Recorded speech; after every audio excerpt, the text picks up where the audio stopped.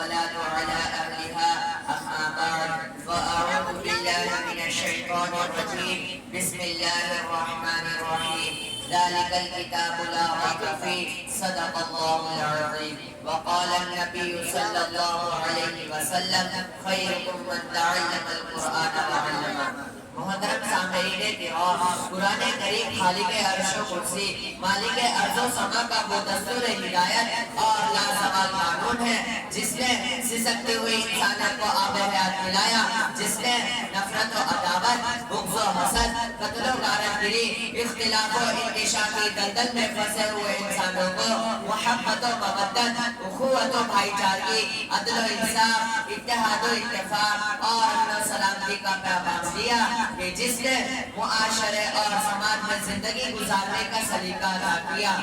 حضرات گرامی، قرآن کریم کا تناول کتاب ہے جس میں تقریباً 1450 سال سے لے کر آج تک کوئی تحریف نہیں ہوئی۔ قرآن کریم رب کائنات کا مقدس اور عظیم کلام ہے، اور کیوں نہ ہو جبکہ اس کے اتارنے والا خود خالق الامین، جس کے ذریعے اتارا گیا وہ بھی روح الامین، جس ذات پر نازل ہوا وہ صادق الامین، جس مقام پر نازل ہوا وہ بلد الامین، جس مہینے میں نازل ہوا وہ تمام مہینوں سے افضل، اور جس رات میں نازل ہوا وہ 1000 مہینوں سے بہتر۔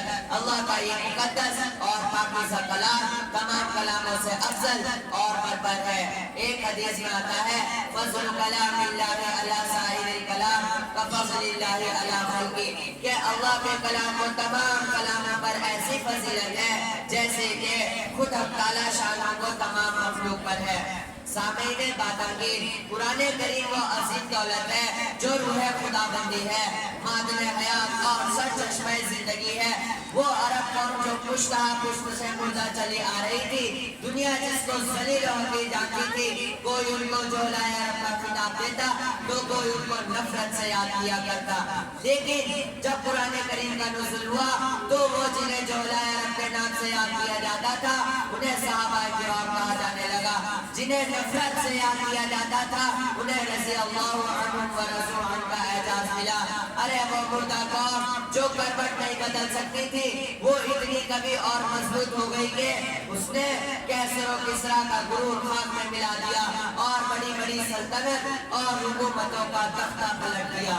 امت محمدیہ کے جیالو، اس دنیا فانی کے اندر معلم قرآن اور متعلم قرآن سے بڑھ کر کوئی چیز نہیں ہو سکتی، ان کے مرتبے اور مقام کو کوئی نہیں پہنچ سکتا، خواہ وہ دنیا کا منسٹر ہو یا کلیکٹر، پائلٹ ہو یا انجینئر یا دنیا کے کسی بڑے سے بڑے منصب پر فائز ہو، لیکن اس معلم قرآن اور متعلم قرآن کے مرتبے اور مقام کو کوئی نہیں پہنچ سکتا جو اصحاب صفہ کی مقدس جماعت کی یادگار ہے۔ ایک حدیث پاک میں آتا ہے اللہ کا حبیب ارشاد فرماتا ہے کہ جس نے قرآن پڑھا اور اس پر عمل کیا، کل قیامت کے دن اس کے والدین کو سورج سے بھی زیادہ روشن تاج بنایا جائے گا۔ غور کرنے کا مقام ہے کہ جب والدین کو اس گرہ قدری نام سے نوازا جائے گا تو خود قرآن کریم پڑھنے والے کا مرتبہ اور مقام کیا ہوگا۔ ارے دنیا والوں، قرآن کریم پڑھنے اور پڑھانے والوں کو ذلیل اور ہین نہ جانو، ان کو ذلت کی نگاہ سے مت دیکھو، کیونکہ رب کعبہ کی قسم یہ وہ جماعت ہے جو دنیا میں بھی کامیاب اور قابل عزت ہے اور انشاءاللہ آخرت میں بھی قابل عزت ہوگی۔ اللہ تعالیٰ ہم سب کو سمجھ قرآن کے لیے قبول فرمائے، آمین۔ السلام علیکم۔